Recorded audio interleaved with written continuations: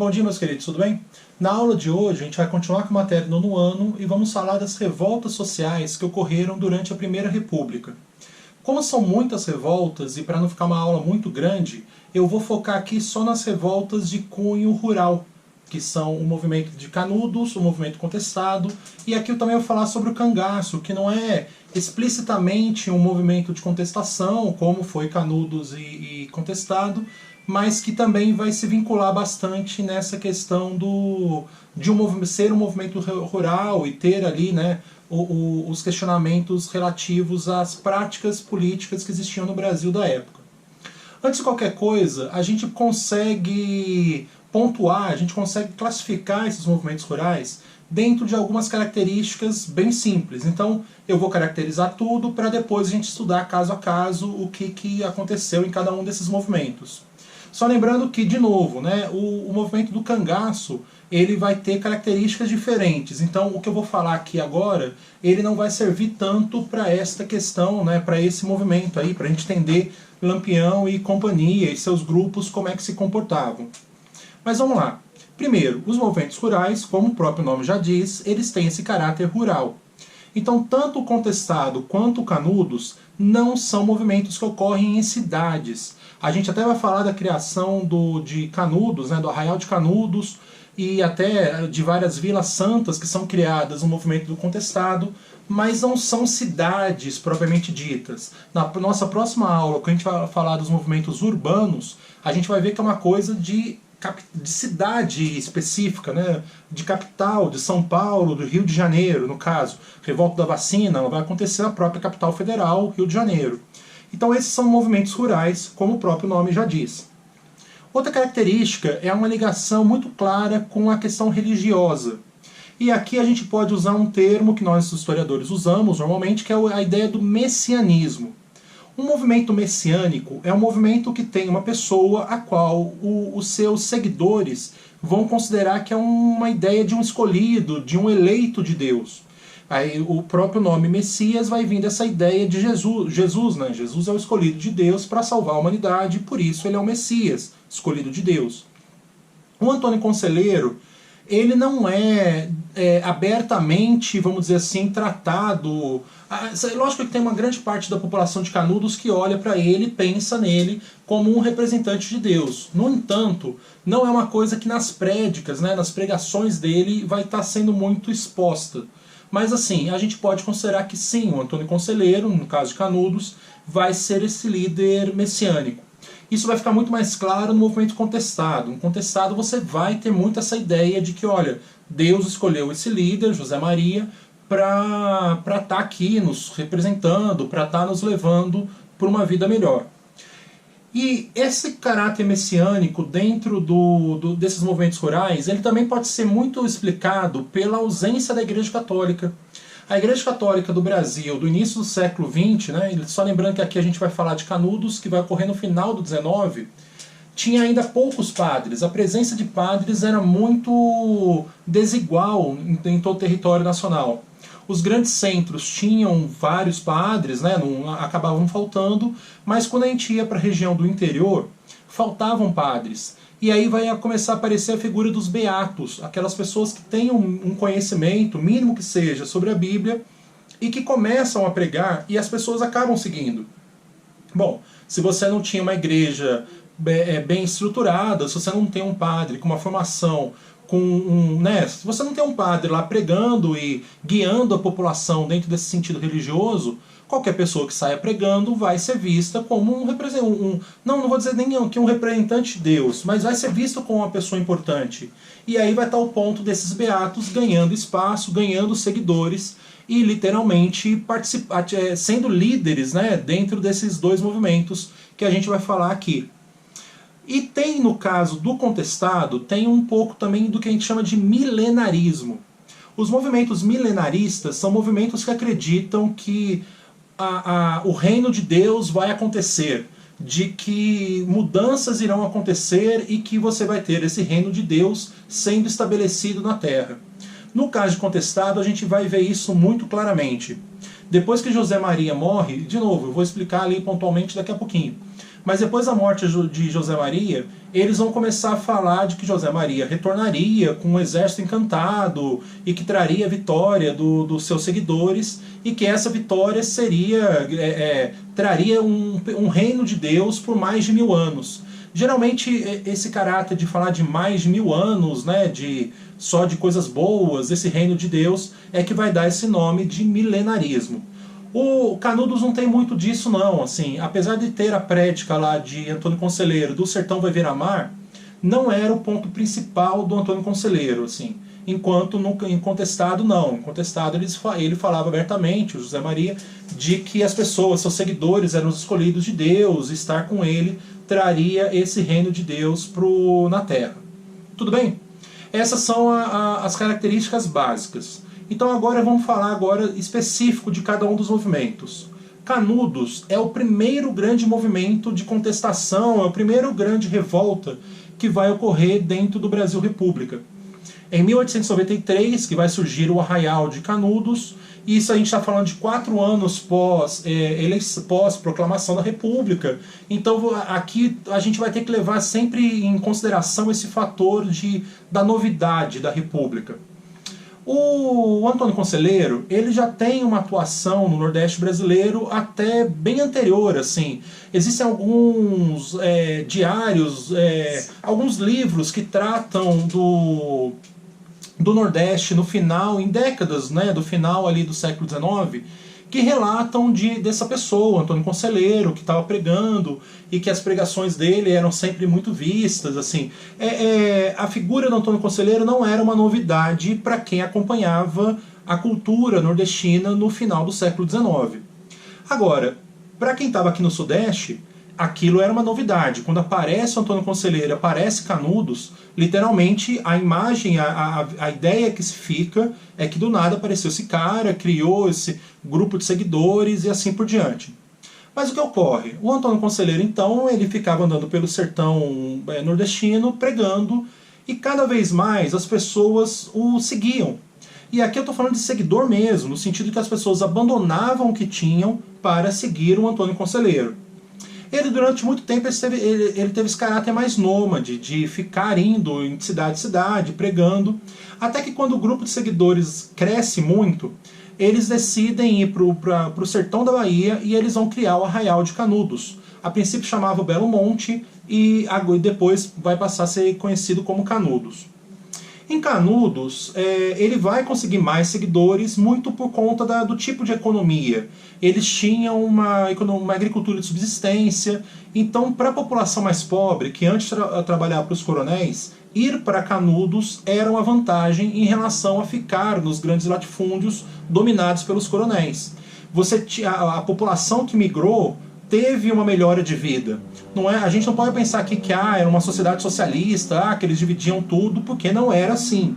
O Antônio Conselheiro, ele era um chefe, ele era tratado como chefe, ele tinha algumas pessoas que eram meio que os apóstolos deles, que dominavam alguns pontos da cidade, a religião, dominavam a questão militar, a questão, sei lá, da vida social. Então você tem hierarquias ali, e essas pessoas que estão no topo dessa pirâmide de poder recebiam muito mais do que a população, entre aspas, comum.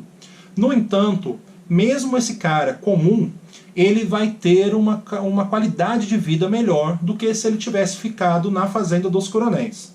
Tudo bem? Esse aí é que é o ponto para a gente entender por que essa cidade vai crescer. E, gente, essa cidade vai crescer muito, assim. Os livros de história falam que ela chega a ser a 3ª maior cidade da Bahia, e economicamente tem alguns livros que falam até que ela chega a ser a 2ª cidade mais importante da Bahia, só perdendo, no caso, para Salvador, a capital, né? Mas aí que vem a grande questão. E daí, né? Beleza, o Antônio Conselheiro foi lá, criou uma cidade, e ele tem seguidores, ele é um líder religioso. O que vai fazer com que isso vire uma revolta? Por que isso, né? Eu posso adiantar para vocês, vai ter um conflito militar, vai ter milhares de mortes. Por quê? E a resposta dessa pergunta é por causa dos coronéis. O Antônio Conselheiro, ele vai bater direto naquilo que mais vai ser a grande questão ali desse período, que é o poder dos coronéis. Cada pessoa que abandonou tudo e foi seguir o Antônio Conselheiro, abandonou um coronel para isso. O cara, quando ele abandona tudo, ele está abandonando a fazenda que ele vive, e o ponto principal, na visão do coronel, esse cara está deixando de ser membro, está deixando de ser parte do curral eleitoral que existia até então. Então o que vai acontecer? O Antônio Conselheiro passa a ser uma figura que dá medo, porque ele pode se transformar num coronel. Então falei para vocês que Canudos vai se transformar na terceira maior cidade da Bahia. A influência, o poder desse cara vai ser muito grande. E se esse cara começar a pensar em se lançar a uma candidatura, né? Se ele pensar em ser governador do estado, teoricamente ele conseguiria tantos votos que isso seria possível de se imaginar. E esse é o grande questionamento, assim, os coronéis não vão deixar isso barato. Agora, existem motivos mais, vamos dizer assim, mais diretos, né, sem ter essa questão da explicação histórica, de a gente entender os pormenores de tudo que está acontecendo? Tem. Durante as andanças de Antônio Conselheiro e seus seguidores, aconteceram alguns furtos. Então eles paravam numa cidade, era muita gente, o Antônio Conselheiro não tinha tanto controle assim, e acontecia muitas vezes de alguém ir roubar um armazém, roubar alguma coisa, e isso vai ser utilizado pelo governo para repressão. Também tem um caso de que, para construir uma igreja nova, a cidade de Canudos estava tendo um crescimento tão grande que o Antônio Conselheiro decide criar uma nova igreja, né? Quando a cidade é destruída, no final aqui do movimento, eles têm duas igrejas, uma que está acabando a construção, que era chamada de igreja nova, e a igreja velha, que era menorzinha. Para a construção dessa igreja nova, eles compraram madeira, e teve o caso de um dono de uma madeireira que literalmente não entregou a remessa, a compra que foi feita. E a população de Canudos atacou essa madeireira, pegou a madeira à força, e o dono, né, acabou chamando o governo da Bahia. Mas aqui, gente, volta ao ponto principal, assim.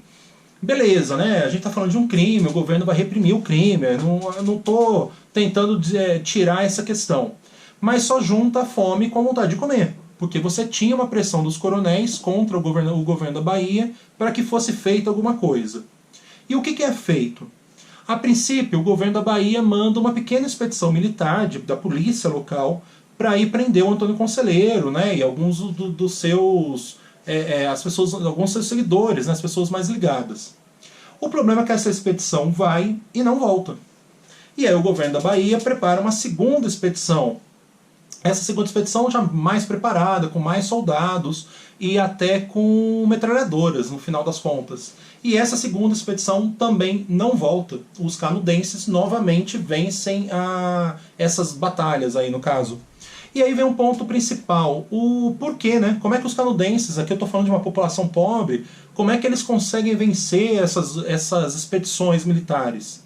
Muito por conta de que, primeiro, quando eles venciam, eles conseguiam armamento, mas você tinha pessoas que eram, sei lá, jagunço, que conseguia algum armamentozinho ali básico na fazenda que ele morava, e quando ele foge, ele fugiu com esse equipamento. Então, assim, era uma cidade que tinha um exércitozinho ali básico.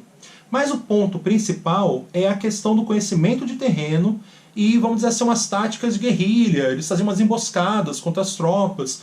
A gente está falando de uma cidade no sertãozão da Bahia mesmo, ali, bem numa região dessas que só chove uma vez por ano, né? Tem um rio ali, o rio Vaza Barris, mas o rio Vaza Barris é daqueles que na época da seca eles simplesmente somem, no caso.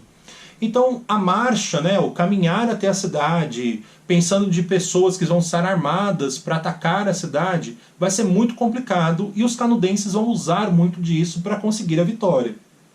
Agora, depois de vencer duas expedições da polícia de Salvador, da Bahia, no caso, o assunto vai virar um assunto nacional. Desde que não começou a construção da cidade, mas desde que a Bahia começou a atacar a cidade, aquilo começou a aparecer nos jornais. A cidade de Canudos, o Antônio Conselheiro, e as notícias que apareciam nos jornais no Sudeste, no Rio de Janeiro, São Paulo, né, Belo Horizonte, Juiz de Fora, eram as piores possíveis. Tratavam o Antônio Conselheiro basicamente como um subversivo, que seria um monarquista completo e que Canudos seria o início de uma guerra civil que traria novamente a República. E aqui tem um ponto importante, assim. O Antônio Conselheiro, ele pode ser visto como monarquista? Pode. Ele, algumas vezes, nas suas pregações, ele falou de que a República não se importava com a população mais pobre, de que o Império brasileiro, no caso, era muito mais ligado a uma ideia divina, uma ideia das leis de Deus, do que a República. Só lembrando que o Império tinha um padroado, né? Então, assim, você tem algum argumento para você estar analisando isso. E no instante que a gente for analisar que no Império, por exemplo, você tem a abolição da escravatura, mas demorou, o Dom Pedro não parecia tão interessado assim, beleza, demorou e não parecia, mas ele fez, né? E aí a gente tem a criação de uma república que está completamente ligada aos coronéis. Então esse tipo de questionamento que o Antônio Conselheiro estava fazendo é um questionamento, no mínimo, válido. Então cabe aí a gente levar isso em consideração. Mas voltando para as notícias. As notícias era de que lá estaria tendo uma guerra, o início de uma guerra civil para o retorno da monarquia. Os jornais chegam a falar que o Antônio Conselheiro e o Dom Pedro II mandavam cartas diariamente para estabelecer como é que deveria ocorrer aquela rebelião, aquela guerra e assim por diante. O que, né, a gente não consegue comprovar e muito provavelmente não é nenhuma verdade. Agora, esse argumento acabou servindo para fazer com que o exército brasileiro, que a nação fosse colocada dentro dessa questão. Aqui também tem um ponto importante que é no período da troca, né, ali quando saem os militares na República da Espada e chegam os civis, né, dando origem à República Oligárquica.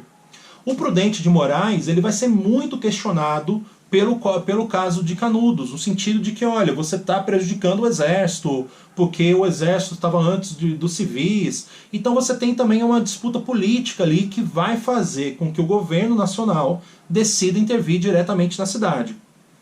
A terceira expedição, que vai ser lançada contra a cidade, ela vai ser do exército brasileiro, ela vai ter por volta de 1.300 soldados, que, né, já até com canhões, tá? São 100 canhões que vão ser mandados nessa terceira expedição.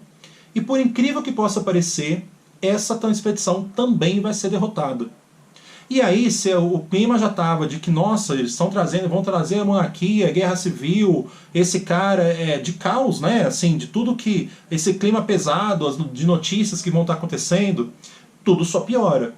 E a decisão vai ser de criar uma outra expedição militar contra a cidade, mas agora uma expedição que não deixasse pedra sobre pedra. A quarta expedição militar que vai ser lançada contra a cidade de Canudos, ela não vai com outra ordem a não ser destrua tudo e mate todo mundo. Os relatos da quarta expedição militar são muitos, já vou falar um pouquinho mais sobre isso. Eles vão falar de a população quase inteira sendo exterminada, pessoas que se renderam sendo mortas posteriormente, a cidade sendo completamente destruída. E tudo isso, todos esses fatos, todos esses acontecimentos são muito comprovados na história por conta até do próprio jornalismo, da própria imprensa. A imprensa vai mandar repórteres para o local que vão cobrir a guerra e que vão, né, tirar foto. Assim, é um conflito que ele é bastante documentado. Até mais assim, a gente vai falar do contestado que ocorreu depois, quase 20 anos depois, mas o contestado não é tão documentado, até porque assim, o início a gente vai ver que tem uma confusãozinha ali, mas ele não é tão documentado quanto foi o conflito em Canudos. Inclusive, essa ideia da cobertura de guerra vai gerar um dos maiores escritores brasileiros de todos os tempos, né? E um dos livros mais clássicos da nossa literatura, que é Os Sertões. Eu vou rapidinho pegar aqui Os Sertões. Os Sertões, está aqui com uma charge do Euclides. Ele vai trabalhar muito sobre essa ideia do que o Euclides da Cunha viu nessa guerra, e ele vai tratar do tipo de solo, do tipo de população que lá vivia. É um livro bem interessante porque ele vira meio que um tratado sobre o Nordeste brasileiro, no instante que ele vai falar de questões geográficas, né, do terreno. Tem uma das frases mais clássicas aí do livro, né, de que o sertanejo é antes de tudo um forte, na hora que ele está lá fazendo uma análise da população local.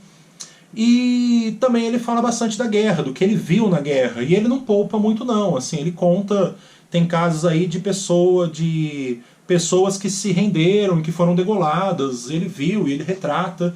O Euclides da Cunha, ele, a partir desse todo esse acontecimento, ele cria um dos maiores clássicos, então, da literatura nacional. Tá aí, Os Sertões, tá, né? Só para mostrar. Bom, segundo movimento, vamos falar um pouco aqui do contestado. O movimento contestado, ele vai ocorrer na região norte de Santa Catarina, sul do Paraná. Se a gente imaginar que Santa Catarina tem um narigão, vamos dizer assim, e o Paraná ele vai ter uma entrada nesse narigão aí, é nessa regiãozinha que a gente está falando, nesse meio, nessa região que durante muito tempo até teve uma disputa ali de Santa Catarina e Paraná para quem seria o dono dessa região. E tudo começou com um cara que também é um beato, também é uma dessas pessoas que não tinham uma formação clássica, mas pregavam, que era o monge João Maria. João Maria, ele era meio que um eremita, ele abandona a cidade, ele vai morar numa caverna, até na cidade que eu nasci, lá em Lapa, no Paraná. E ele, isso ainda no período imperial, tá? Ele tem uma pregação muita de que, olha, a população está sofrendo. E quando vem a proclamação da República, as pregações dele começam a falar literalmente de que a República era ruim. Ele tem, se eu falei do Antônio Conselheiro dizendo de que o Império era mais ligado a Deus, o João Maria isso é direto. O João Maria fala que a República afastou os brasileiros das leis de Deus, que o Império traria, no caso. Agora, lá para mais ou menos finalzinho da primeira década do século XX, o João Maria morre. E os pregadores, os seguidores, desculpa, eles ficam meio que sem esse grande líder, até que vai aparecer José Maria. José Maria se dizia um enviado de João Maria e que lideraria essa população. Bom, eles criam uma cidade ainda no norte ali de Santa Catarina, só que o exército, a polícia, né, na época eles chamavam de força estadual, mas a polícia de Santa Catarina vai expulsar eles em direção ao Paraná. A polícia do Paraná acha que Santa Catarina está invadindo e manda eles de volta para Santa Catarina. Isso tudo tendo conflitos. Inclusive isso vai gerar um conflito entre os dois estados. Os estados começam a falar de que um estava invadindo. Você começa ali um conflito por território entre os estados. E aqui só um ponto, né? Como eu falei para vocês na aula acho que na aula retrasada, na aula que eu falei da Constituição, que foi da Brasil República da Espada, o federalismo era tão forte que você imaginar de um estado invadir o outro para roubar território era uma coisa, não era uma coisa prevista, mas era uma coisa possível. Os estados tinham exércitos próprios, forças militares próprias, e podia acontecer de um estado atacar o outro, por incrível que possa parecer, assim. E é muito que vai acontecer nesse início do movimento. Agora, as coisas pioram muito em 1911, quando o Brasil começa uma construção, na verdade a construção até começou antes, mas quando a construção de uma linha de ferro que ligava São Paulo a Porto Alegre chega nessa região. Para garantir a construção, foi contratada uma empresa da Inglaterra que vai ganhar 15 quilômetros. Você imagina a estrada de ferro, 15 quilômetros de cada lado da estrada de ferro passam a ser dessa empresa. Que, além de tudo, ela vai trazer com ela uma empresa de exploração de madeireira, que vai, inclusive, trabalhar com mão de obra imigrante. Então você vai ter muitos imigrantes que vão chegar nessa região, sul do Paraná, norte de Santa Catarina, para a exploração da madeira. Agora, a população local que vivia nessa região, ela literalmente vai sair perdendo tudo. Aí alguns de vocês podem pensar assim, mas o governo comprou essas terras, né, pagou. Sim, muitas vezes pagou. O problema é que boa parte dos donos dessas terras, nessa região aí do entre-estados, né, do contestado que a gente está falando, não eram donos a nível legal, eles não tinham o registro, eles não tinham a posse das terras legalmente falando. Eles eram o que a gente chama de posseiros, era uma pessoa que estava ocupando aquela terra, mas o dono era outro. O dono, o cara do cartório que tinha o registro da terra, ganhou dinheiro. O posseiro saiu com uma mão na frente e outra atrás. E aqui a gente está falando de sair uma mão na frente e outra atrás de populações que, sei lá, estavam lá há 50, 100 anos fazendo toda a sua vida naquela região e que literalmente chegou um trem, né, chegou uma estrada de ferro, chegou uma empresa explorando madeira com um bando de imigrante, e esses caras foram literalmente expulsos da região. E esse grupo, essas pessoas que foram expulsas vão se juntar ao José Maria e vão começar e vão ampliar esse movimento.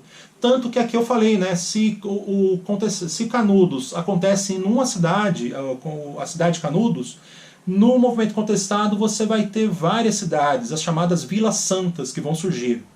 E Vilas Santas por quê? O José Maria, num dos confrontos com a polícia, ele morre.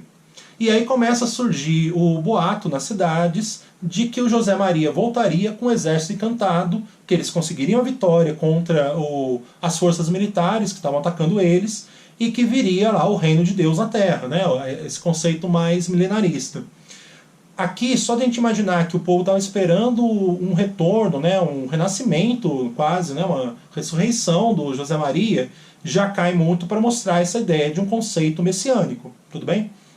E, bom, para evitar, no final das contas, quando o governo nacional percebe tudo que está acontecendo, você já tem o medo olha, o que aconteceu em Canudos, o governo nacional, né, o exército brasileiro, vai entrar também com essa ideia de, olha, não é para deixar nada ali para demonstrar o que né, não é para você correr o risco de gerar essa nova Canudos, de ter derrotas, de gerar crises políticas e assim por diante.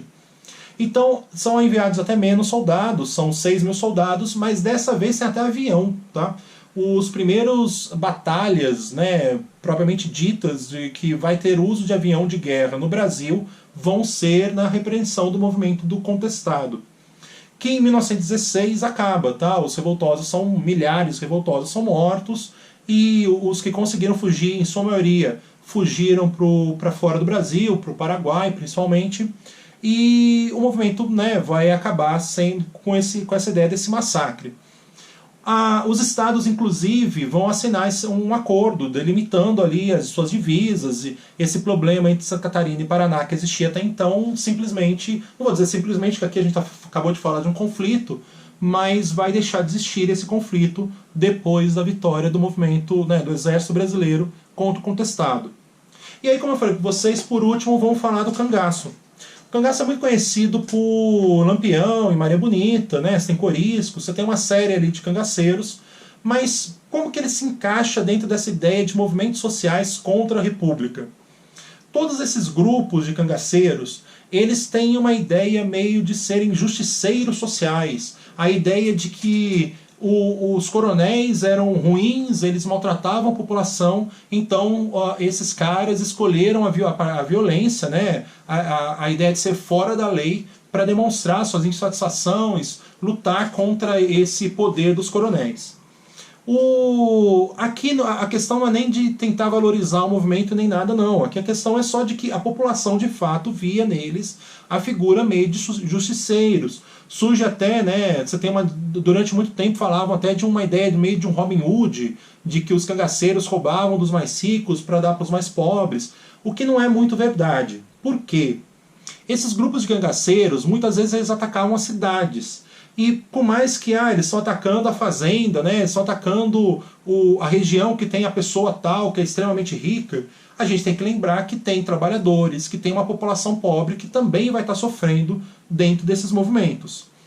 Um cara como o Lampião, ele tinha um lado estratégico muito forte. Então, muitas vezes, ele oferecia festas para a população local, para tentar ganhar esse apoio e, literalmente, no momento do conflito, ele ter como fugir, ele contar com o apoio de uma parte da população.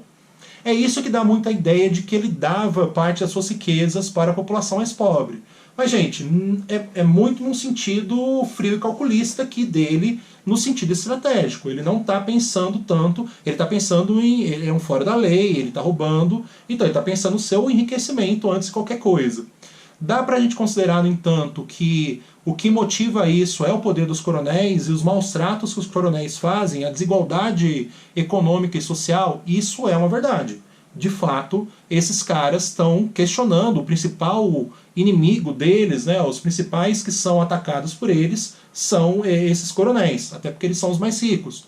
Então, assim, essa questão de uma disputa contra a desigualdade, isso pode ser facilmente analisado, assim. Mas questionem muito essa ideia desse Robin Hood, né, de que está pensando numa divisão de bens, né, de dar riquezas para a população mais pobre. E até, né, para também questionar um pouco dessa crítica ao poder dos coronéis, muitas vezes os grupos de cangaceiros eram contratados pelos coronéis para atacar um coronel rival, e assim, vários grupos de cangaceiros acabavam aceitando isso sem nenhum tipo de crítica. Sei lá, eu contrato para matar o vizinho da minha fazenda, que aí eu vou pegar mais terras para mim. Isso era muito comum com esses grupos de cangaceiros. E como que isso vai acabar? Vai acabar com a repressão policial. Assim, o Lampião, que acaba sendo mais famoso, tem muito grupo, tá? Não dá pra gente fixar só o cangaço e pensar só no Lampião. Tem muito grupo mesmo. Tem grupos bem pequenos, que era, sei lá, 3 pessoas. O grupo do Lampião, no seu auge, chegou a mais de 100 cangaceiros com ele. Agora, o Lampião, para a gente ter uma ideia do final do cangaço, como se deu, o Lampião, por exemplo, ele vai ter mais ou menos uns 20 anos ativo. Lá para mais ou menos 1910, 1911, a gente já começa a ver os primeiros furtos ali que o grupo do Lampião vai estar cometendo. Mas em 1938, o governo brasileiro, a polícia da Bahia, se não falar a memória, consegue cercar ele e na Batalha de Angico e nas margens do rio São Francisco e consegue matar o Lampião. Agora, o final mesmo do movimento do cangaço foi a morte do último dos mais famosos lampiões, que é o Corisco, que foi só em 1940. Então essa ideia desse movimento do cangaço, ele sobrepassa a própria Primeira República. Se a gente vai ver nas próximas aulas que a Primeira República acaba em 1930, o cangaço vai conseguir sobreviver até 1940. Tudo bem? Mas é bom a gente sempre pensar aqui que vira e mexe, a gente tem até alguns estudos atuais que falam de um certo retorno de um movimento do cangaço no Nordeste brasileiro, né, com grupos, quadrilhas, né, vamos dizer assim, que vão estar atuando no sertão nordestino. Muitas vezes tem algumas pesquisas sociológicas que fazem essa conexão, mas aqui passa bem além do nosso conteúdo. Beleza? Bom, na nossa próxima aula a gente vai falar dos movimentos urbanos, a Revolta da Vacina, a Revolta da Chibata, vou falar da greve de 1917 e a próxima aula, no final das contas, vai acabar sendo isso. Beleza? Qualquer dúvida aí, manda os sinais de fumaça virtual, estou sempre às ordens. Um abraço. Eu acho que o pessoal nono ano leu, quem tiver aí querendo ler uma boa sugestão de leitura, Os Sertões é um excelente livro, mas acho que o pessoal nono ano talvez fique um pouco aí. Talvez seja um pouco demais, né? Mas quem tiver interessado, é um bom livro, vale muito a pena ler. É grande, mas ele acaba atraindo bastante a leitura, dá para ler bem rapidinho. Beleza? Abraço então, de novo, né? Manda aí qualquer dúvida ou sinais virtuais, que eu tô à ordem. E até mais.